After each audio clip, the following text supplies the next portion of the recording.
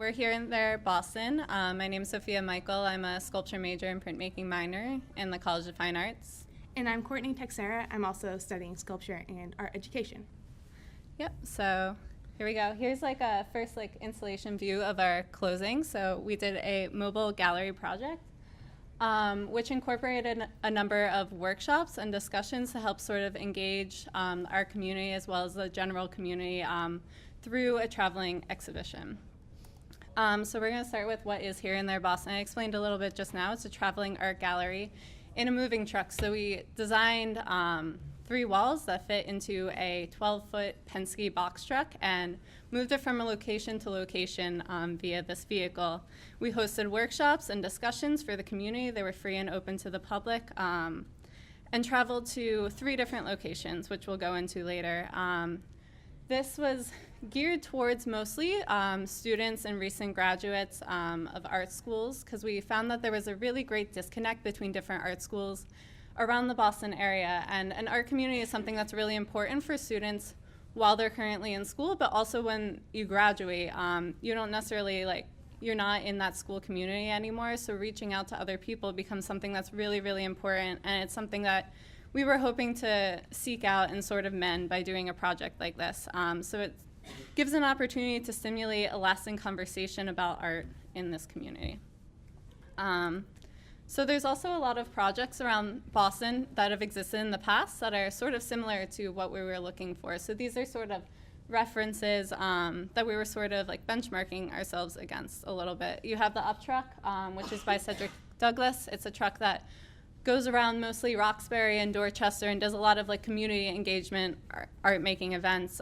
White Walls Boston is more focused on creating a single installation exhibition that lasts for one day, and they travel around and stop in a place for 20 minutes and then close up and move on. And then the last one here is was a one-night installation. So you see that these things are doing sort of two different things. One is more focused on the exhibition and really having that one installation and really about looking at art. While another one's sort of really focused on that community engagement. So our goal was sort of to combine the two and create one sort of cohesive thing. And through doing that, we ended up sort of switching focus through the project. We started out as a very public sort of general project. We wanted to be on public land. We wanted to be as accessible as possible, and we ended up sort of narrowing to sort of become more concise and directed. So we started focusing more on the problem in the student art community and focusing with emerging artists and art students and working with schools to sort of be in their parking lots and be in their spaces rather than just in a public park. So over the course of the exhibition, we had 6 free public events in which anyone in the community, students and just community members alike, were allowed to go to. The first of which was a launch party. That was funded by the BU Arts Initiative, and at it we created buttons and held screen printing workshops just to really get our name out there and to let people know that we existed. It served as a nice publicity opportunity and an opportunity for exposure. So the setup itself for the truck consisted of 3 walls. The walls were created and kind of designed based on the size of the truck and the work that we included. 2 of the walls extended out of the truck and were freestanding, whereas the 3rd one remained inside of the truck and held 2 installations. And the work we accepted, the examples are small thumbnails on the right. We can show you more pictures later. But we had an open call to emerging artists. We classified emerging as either current students or people recently out of college just looking for a place to show their work. We received over 30 works of art, and out of that, we chose 16. 2 of the works were Sophia and I's works, but that being said, 16. And though we received works from all over Massachusetts, the pieces we felt that worked best with our idea and goals were from Boston University, MassArt, and Hampshire College. So here are some more detailed images of some of the works in the exhibition. If you look on the far right, that is one of multiple pieces. They're all maybe like 16 inches tall and made out of pure sugar, of the human form. Yeah, so as I mentioned, we didn't only have the exhibition, we also had sort of discussions and workshops that went around the event. So one of the main discussions, or more formal discussions we held, was an artist talk on the day of the opening. We had a number of the artists come and discuss sort of like who they are, what their process with their work is, about their specific piece, and that sort of led to a greater discussion between like the artists that were included in the exhibition, as well as people who just came to see the gallery. So it created this sort of open forum about discussing art making, also discussing like that place in the community and just the exhibition in general. There were also, of course, a lot of like sort of spontaneous discussions that happened throughout the project, discussing these themes with people. And you could see that happening a lot in the workshops we held. So we held 2 workshops. One was paper making, which I taught in BU's printmaking department on the Tuesday of our exhibition, and the second one was make your own brooch, which was taught by Franco Kosik-Matulik and Anthony Casetta. And so both of them were open and free to the public, so anyone could join. We found that it was a bit more successful with the one at SMFA because people just kind of dropped in, whereas like the paper making one, you kind of had to maze your way through 808 Commonwealth. If you haven't been there before, it's a little difficult to find. But so these are just some pictures of the workshops. You can see we just had it set up. People could bring their own materials to make something work better for them. And it was exciting because, yeah, it really did help to stimulate those discussions that we were sort of looking for about seeking more growth in like an artist community. So very early on in our planning stages, we originally established a Tumblr, Facebook, Instagram, and Twitter just to really help us reach out to volunteers, artists, and community members, again, for outreach purposes. And then as we continued along, we began to focus more on using like the Instagram to help show what was actually going on for those that couldn't make it.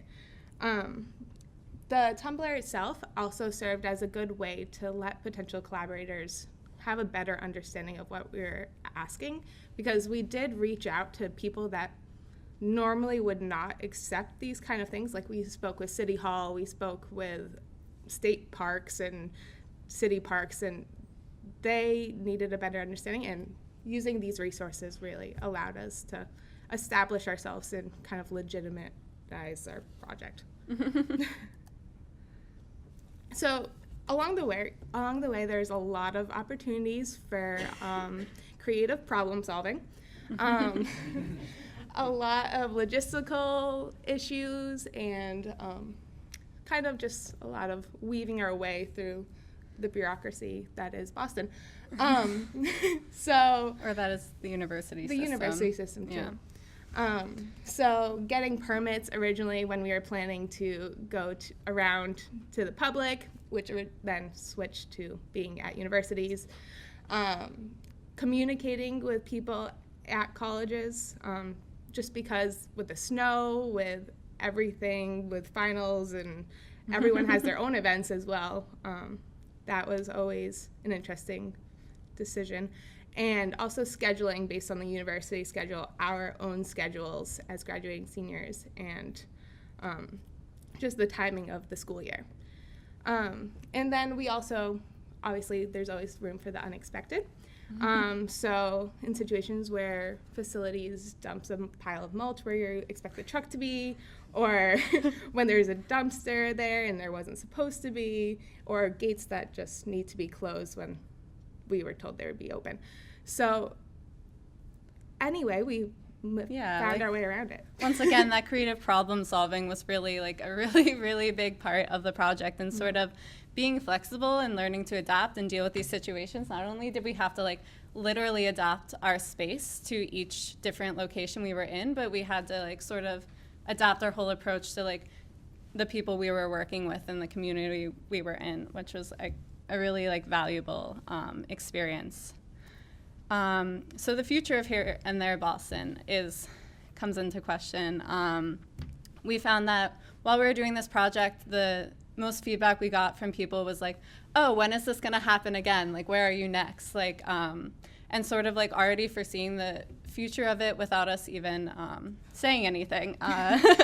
So I think that's a really exciting idea. It's something that we're interested in potentially going further with the project, maybe doing one in the summer, again in the fall. All of these things sort of depend on fundings and like a lot of logistical things. But we do ask that you guys check out our social media that we work so hard on and keep updated on us and follow us, because we would like to keep hosting events, like doing workshops, having discussions, and potentially doing another exhibition with people. If you know any artists, Or connect us if with you them. are an artist yourself. Yeah. So yeah, we'd like to think that we have a bright future for the project. And then next, we'd like to just thank all of the people that helped us out with this project. We really couldn't have done it without so many people. We listed a lot of names here. There's even more than that definitely helped us with the project. These were things we could just... Yeah, but everything from like a graphic designer that helped us establish our brand, from and people a catalog social media help, because we were not skilled at that. And just thank you to everyone. Batu, thank you. Yes, Our thank you to advisor. our advisor. Also, Deborah Cornell did an amazing job with helping us in the beginning stages of this project. So yeah, wonderful, valuable learning experience that we couldn't have done alone. So we'd like to open it up to questions if anyone has any, and if not, you can just find us around at lunch.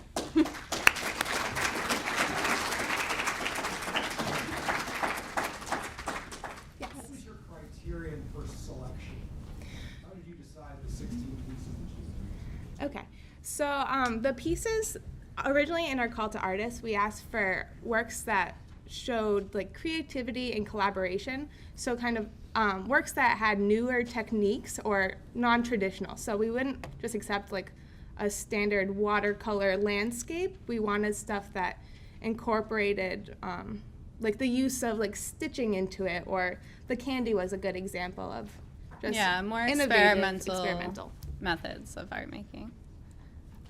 Yes.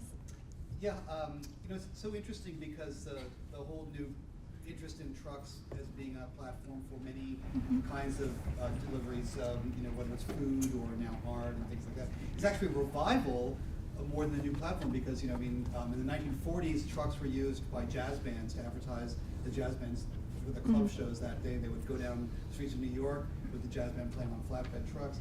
And when I grew up, the bookmobile used to be a place where the bookmobile would come and you'd take out books in the library, and then the book you'd return it the week later to the bookmobile.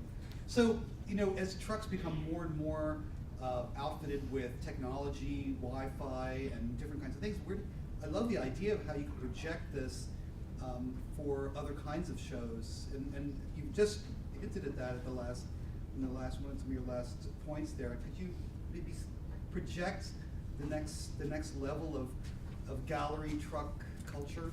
Yeah, I mean, there's a lot of things happening. A lot of people are doing sort of pop-up shows, which is what it would typically be described as. And there's a lot of different ways you could go with it. We didn't really take it in an extremely like multimedia performative way, just because that's not really like what our submissions were. So everything was kind of like based off of what we received. But there are like a lot of like new, like basically anything is kind of possible as long as like you're really devoted to that and you have the right community of people that you can use to make that happen.